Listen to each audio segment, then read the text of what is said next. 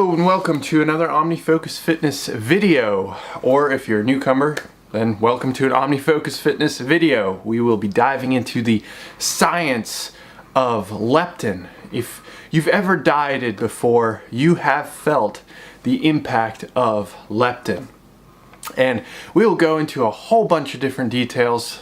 As usual, this video is probably going to end up being pretty long.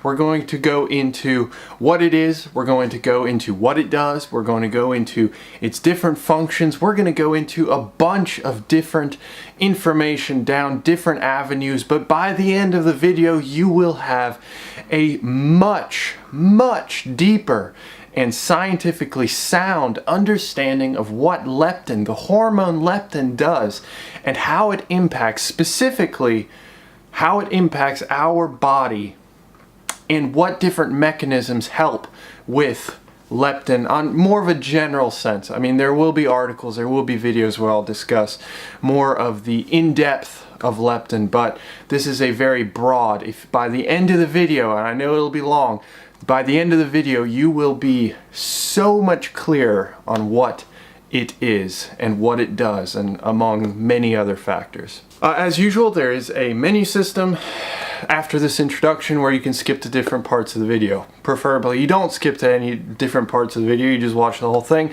But if you don't have the time or you just don't want to, there's also a summary section for you so you can just get the highlights. That's it, that's the introduction. Let's go ahead and move on. Let's learn about leptin. Let's do it.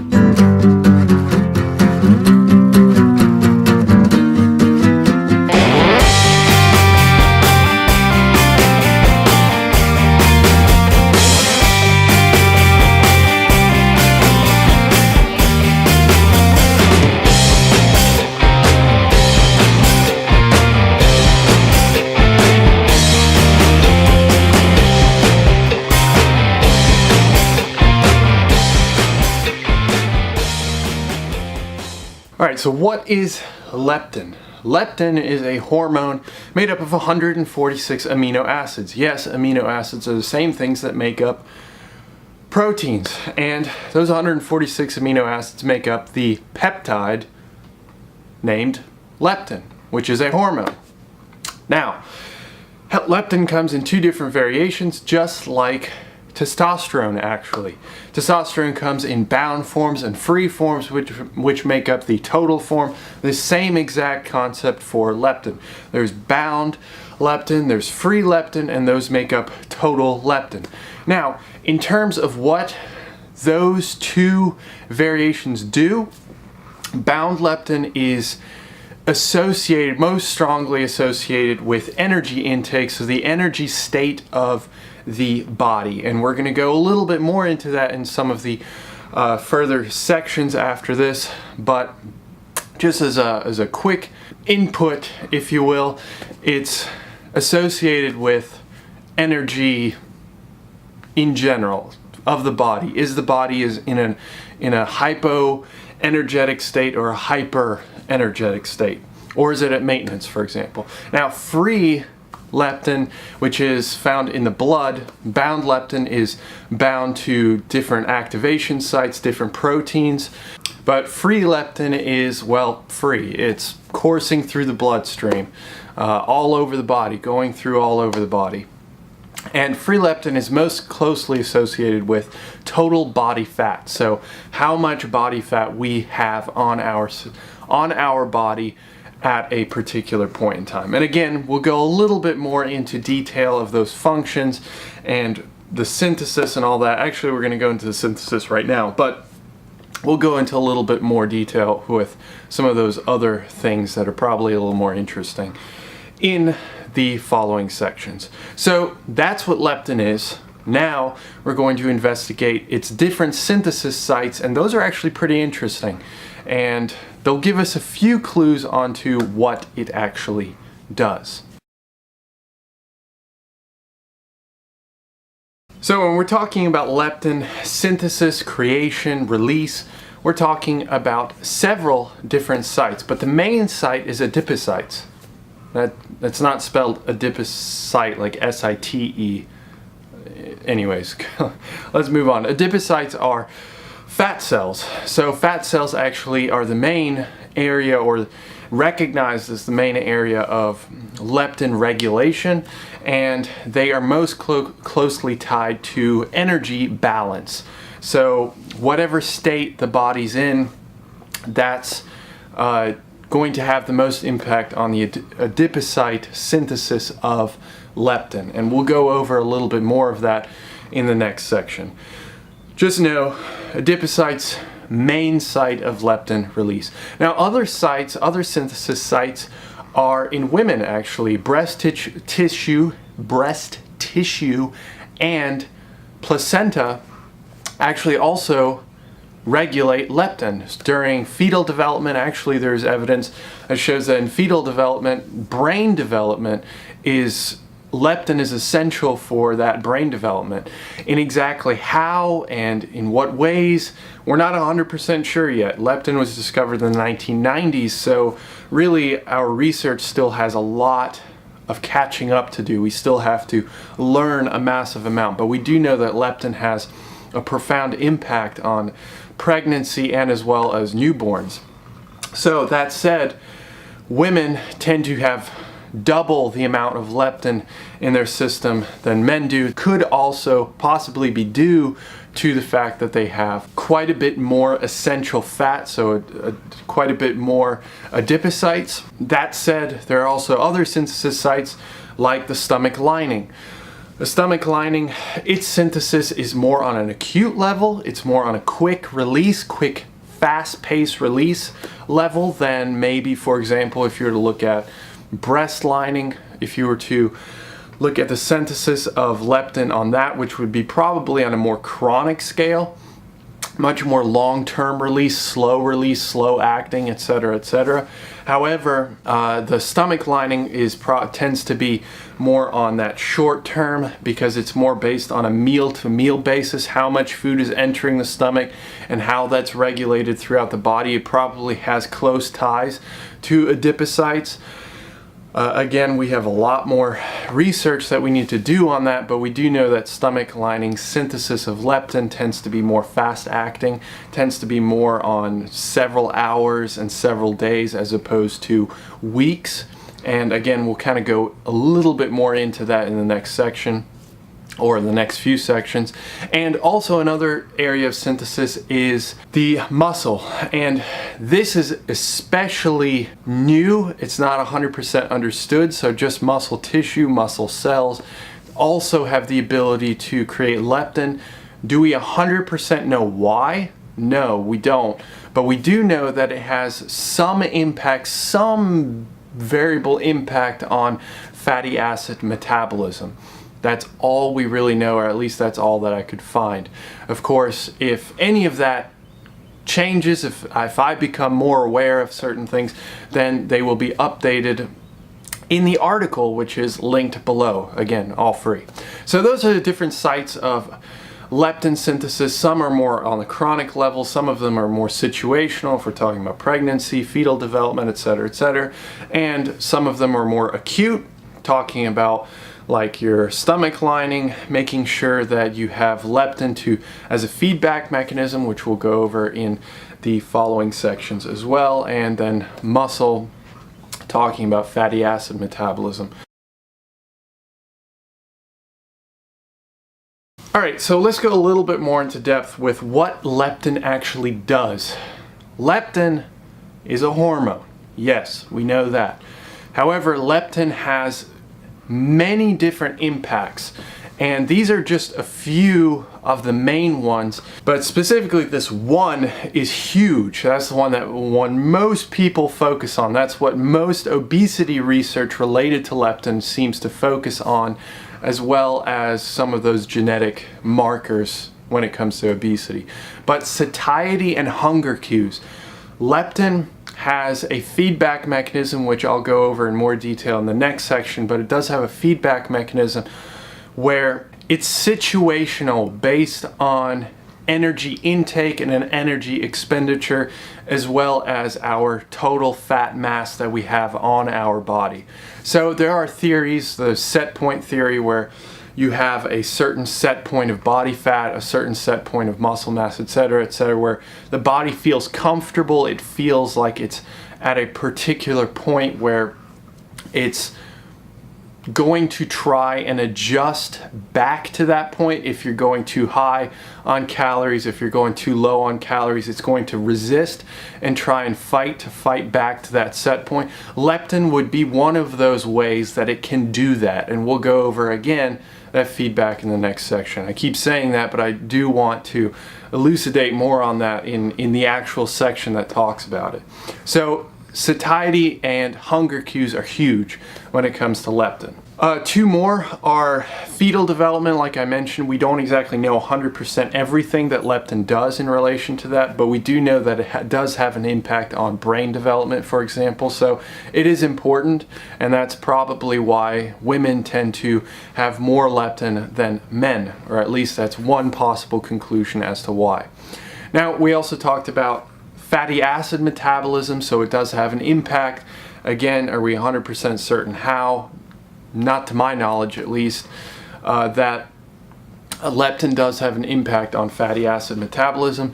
And another one that I didn't mention yet is actually our immune system. So if we have a downregulation of calories, so if we consume less calories than we expend and we are in a hypocaloric state, so we are undernourished, then in that case, leptin synthesis actually decreases. And again, we'll go over that in the next section, but leptin synthesis decreases, which actually is a marker, or one of the markers, for a reduced immune cell synthesis. So your immune system will be down-regulated as a result of leptin being down-regulated. So I thought that was kind of interesting. I thought I'd just go ahead and throw that in there. And there may be other ways that leptin has an impact on the body. These are the main ones. These are the ones that we know of. And even some of those, we still have a lot of research to do to actually figure out exactly how leptin has an impact on those areas. Okay, so those are some of the basics. That's an understanding of how leptin impacts our body and our system. Let's figure out exactly how, or what we do know of how leptin impacts the body in those ways. Robotic.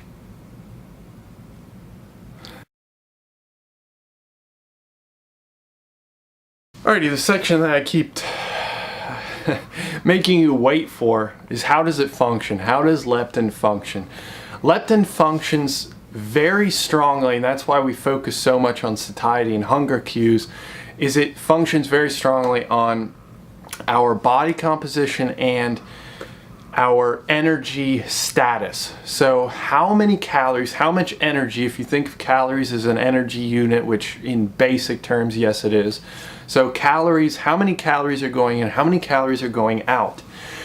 That said, if you are in a hypocaloric state, so you are consuming less calories than you are expending, then in that case, leptin actually decreases. So that decrease in leptin actually increases our satiety cues. And, well, I'm sorry, that's reversed. It actually decreases our satiety cues. So leptin goes down, caloric state goes down, leptin goes down, satiety cues go down, hunger cues go up. So you get hungrier over time. And the evidence actually does state that it's within a few days. I mean, it can be pretty quick. It might even be on an hourly level. But we do know that after even a few days of being in a consistent hypocaloric diet, that yes, leptin does decrease pretty substantially. It really cuts off pretty quickly. On another note, of course, the opposite is also true to a degree. So if you're in a hypercaloric state, so you're consuming more calories than you're expending and you're gaining weight, then leptin actually increases. So our body is synthesizing more leptin, and that actually increases our satiety cues and decreases our hunger cues. So if you've ever maybe wondered why when you're trying to gain weight it's hard for you to gain weight, that's because you're getting that feedback mechanism that's telling you, yeah, we're good on calories. We don't need more energy. We We just don't need more energy. And that actually has an impact. The way it does that is by secreting leptin, and that leptin has a strong impact, has activation sites that are found in the hypothalamus of the brain. And the hypothalamus of the brain is highly regulated and regulates highly those satiety cues. So it has a very strong connection to your stomach. It has a very strong connection to the overall environment that your body is currently in. So is it hypocaloric or is it hypercaloric? And that being the case, leptin, the hormone, does have a strong impact on the brain. And then the brain directly has an impact on stomach and perception and sending those, gastric emptying. I mean, all kinds of different avenues. I mean, do I really need to elucidate how the brain has an impact on your body? Probably not. It has a massive impact. But the hypothalamus, specifically in this case, is the culprit, the center of control that leptin has such a strong influence on. That said, in terms of the main site that I did mention earlier, the adipocytes, the actual fat cells, that regulation of leptin and the way the body's able to tell if we are in a hypocaloric or hypercaloric state is a little bit of a state of debate, because what some people believe is that it's the size of the adipocyte that actually tells you how much leptin, how the body is doing in terms of its energy intake, in terms of its energy state.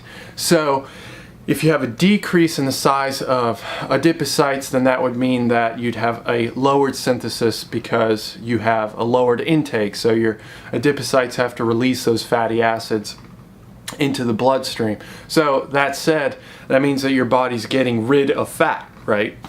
And the only way to get rid of fat is, don't say clean eating, because it's not clean eating. It's a hypocaloric state. So eating less calories than you're expending. And of course, the opposite is true as well. Hypercaloric, meaning increase in leptin, increasing in size of the adipocytes. That said, the other camp seems to think that it's the actual release of fatty acids. So dumping those fatty acids out of the adipocyte into the bloodstream is the trigger, if you will, the trigger, if you will, for the actual leptin, for the decrease in leptin synthesis. Now, it's also 100% possible that it's both, both in conjunction are the regulators for the adipocytes for that release or that decrease or increase of leptin synthesis. So that's how it functions.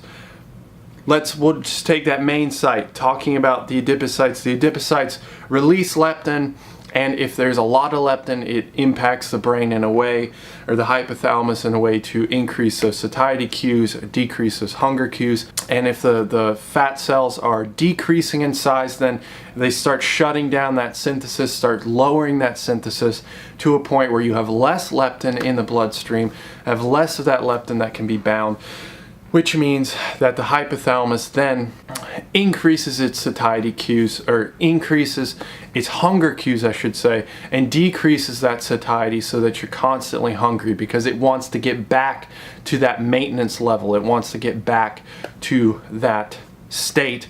And again, just going back to the very beginning, between that bound and that free leptin, talking about how bound and free are both connected to body fat mass, at how much body fat we have on our system, as well as our caloric state, so how much energy we're intaking. And that makes perfect sense, because if both of those factors have an impact, have a direct impact on the adipocyte size and what's filling that, the volume, the amount of density of fatty acids inside, then we can definitely see how that has an impact on the release of leptin throughout the system.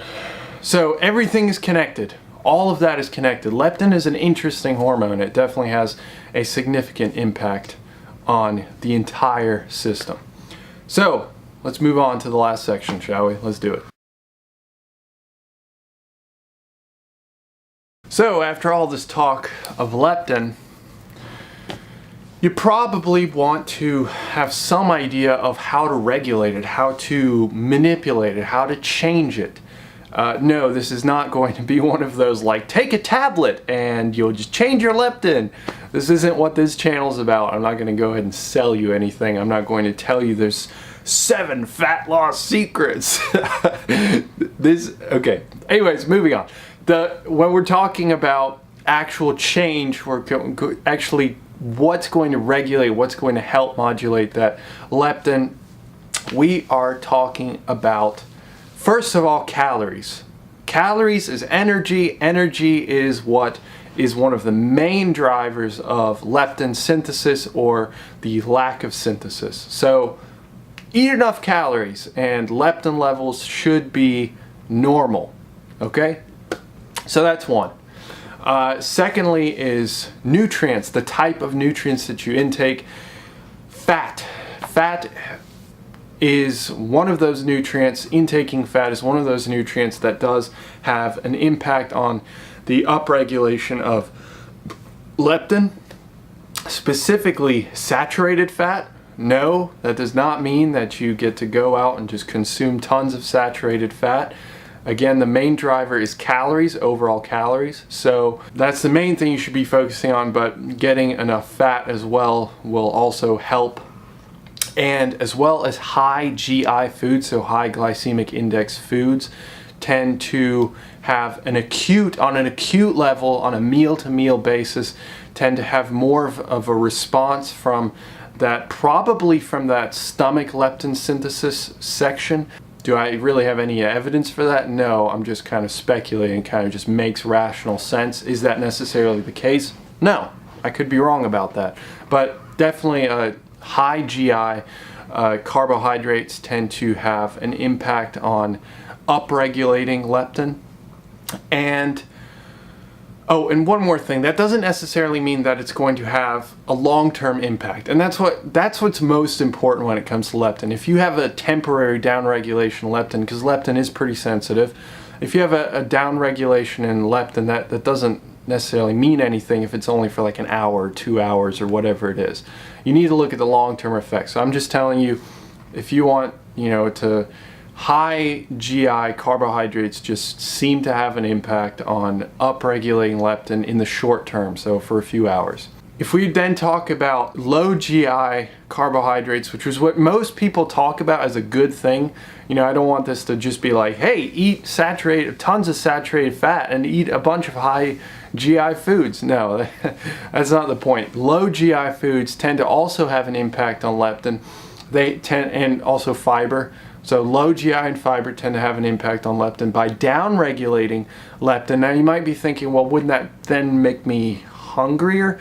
Well, what I'm assuming is that it actually increases the body's sensitivity to leptin. So while the actual synthesis of leptin might go down, the actual activation, the actual connection of leptin to those activation sites, specifically in the brain, might be heightened. So we have a heightened sensitivity. We're able to regulate leptin a little bit better if we eat some of those low GI and more of that fiber. Don't overdo it on the fiber. You will have some pretty serious intestinal issues if you go overboard. But just eating your regular amount of fiber could have an impact. So it may not have an impact on the actual synthesis, but it does have an impact. It could have a possible impact on the regulation and the actual sensitivity to leptin by the body.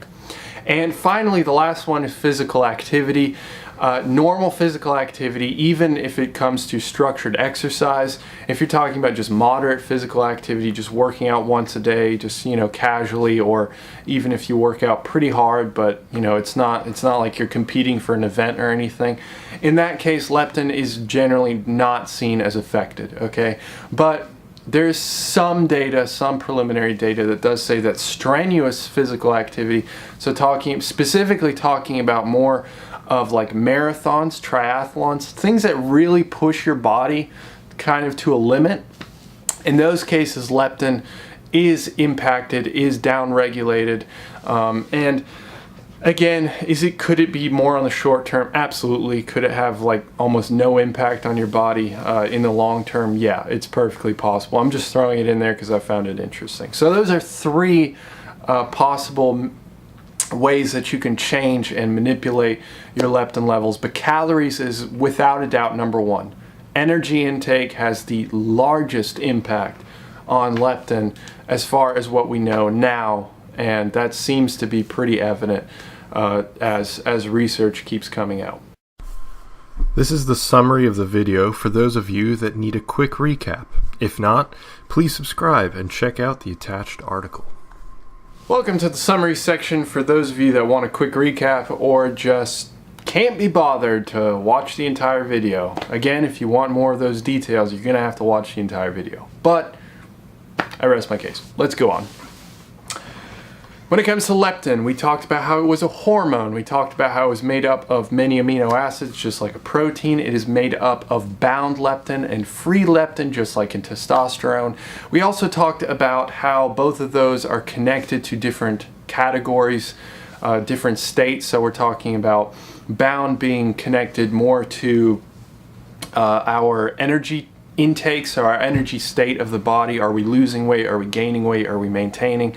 And when it came to free leptin, we talked about how that is mostly associated with our body composition, so how much fat mass we have on our body. We also talked about some of the sites of synthesis of leptin, which are, the main site is adipocyte, so talking about fat cells. We also talked about women have double the amount of leptin probably because they have higher essential fat, but also because they have different sites of synthesis, we'll put it that way. Different sites of synthesis because they also have sites of synthesis in their breast tissue as well as in the placenta. And we also talked about how there's sites of synthesis in the stomach, which are more on an acute level, more on that feedback mechanism for satiety.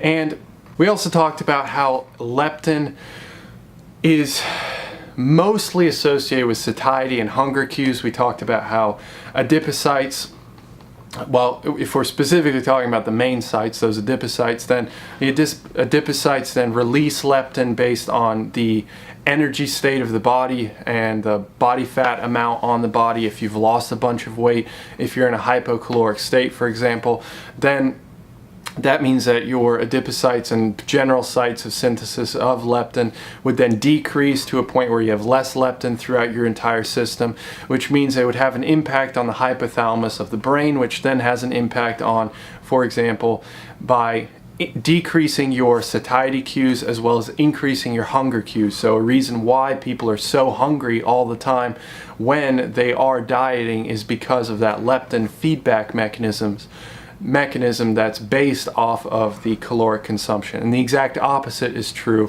if you are in a hypercaloric state. So if you're consuming more calories than you are expending. That's its main impact. It also has an impact indirectly on immune system. So if you are intaking less calories, you have a decrease again in that leptin synthesis, and then that also has an impact on the immune system as far as synthesizing more immune cells. It'll actually decrease that synthesis of immune cells, so your immune system is slightly compromised, at least to a degree, by the downregulation of leptin. It is through leptin that we see that downregulation of the immune system. There are a bunch of different other ways that leptin has an impact on the body, but we are still doing a ton of research on it, so it does require quite a bit more time for us to really understand all of the intricacies of leptin. That said, how can you actually regulate leptin? There is no real easy way of going about it, but calories is the number one way. There were other ways. You're going to have to go back and check out that section, but other than those other ways, calories is the number one way that we can regulate leptin. So increasing your calories if you've been in a hypocaloric state, so if you've been at a loss for calories for a while, because leptin does regulate rather quickly, it's rather sensitive. that was the main way. So just increasing your calories up to maintenance or above maintenance for a little while can actually dramatically increase your leptin levels. So that's it. That's leptin in a nutshell, hopefully in just a few minutes. But if you wanted to know more details, please check out the rest of the video.